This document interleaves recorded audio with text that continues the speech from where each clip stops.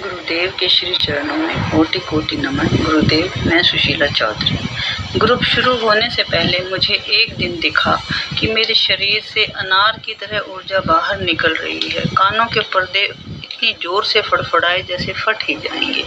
आंखें बंद हो गई। फिर मेरे सिर में बहुत प्रकाश दिखा जहां आप खड़े कुछ बोल रहे थे। मैंने सुनना चाहा तो मेरी आंखें बंद हो गई, जैसे मुझे एनेस्थीसिया दे दिया हो। ये क्यों हुआ, बताएं।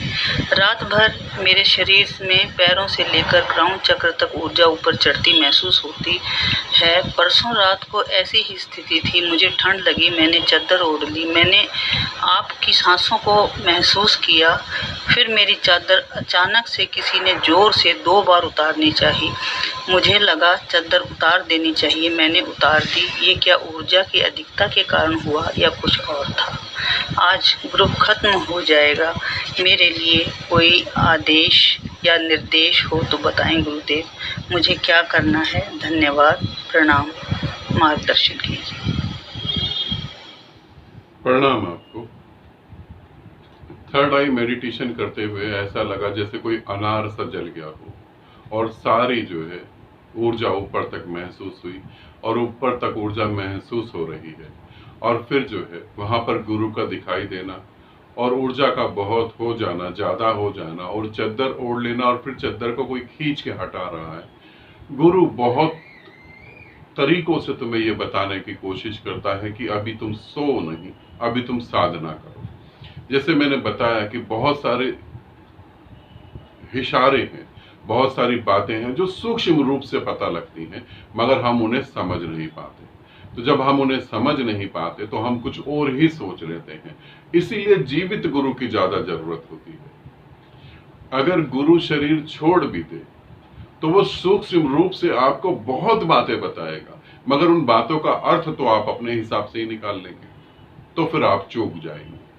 ठीक है ना? फिर आप वहां गलती कर देंगे। तो इसीलिए जीवित गुरु के बारे में कहा जाता है कि आप जीवित गुरु के साथ जुड़े और संन्यास लें और साधना करें, इसीलिए ताकि आप अच्छे से बातों को समझ पाए। जहां चादर ओढ़ ली और फिर चादर को खींच दिया गया 2 बार, तो वहां आपको यह समझना चाहिए था कि उस समय आपको सोना नहीं था, साधना करनी थी। वहां आपको साधना करनी चाहिए थी। ठीक है? बाकी साधना में बहुत अच्छी गति हो रही है। जैसे मैं सभी साधकों को कह रहा हूं, जो तुमने भी साधक थर्ड आई फर्स्ट लेवल कर रहे हैं, उनको सभी को साधना अभी करनी है, साधना छोड़नी नहीं। हाँ, जो अनुभव हुए, अगर हम थर्ड आई साधना को और बढ़ाना चाहें, यहाँ पर 2 बातें मैं कह रहा हूं।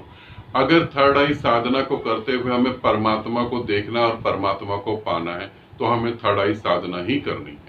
और अगर थर्ड आई साधना करते करते हमारे मन में ये भाव है कि हमें परमात्मा के साथ एक होना है, तो फिर 7 चक्रा साधना कर सकते हैं और 7 चक्रा के बाद समाधि साधना कर सकते हैं। ठीक है?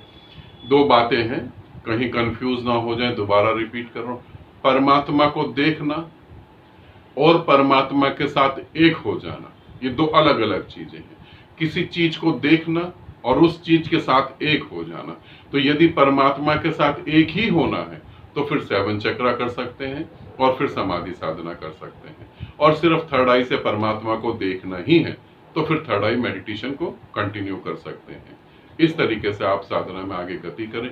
गति सभी साधकों की गति बहुत अच्छी हो रही है, आपकी भी गति बहुत अच्छी हो रही है। तो साधना को रोकेंगे नहीं जब तक परमात्मा को देख ही ना लें। ठीक है? आनंदित रहें, सदा खुश रहें। बहुत बहुत प्रेम आप सभी को।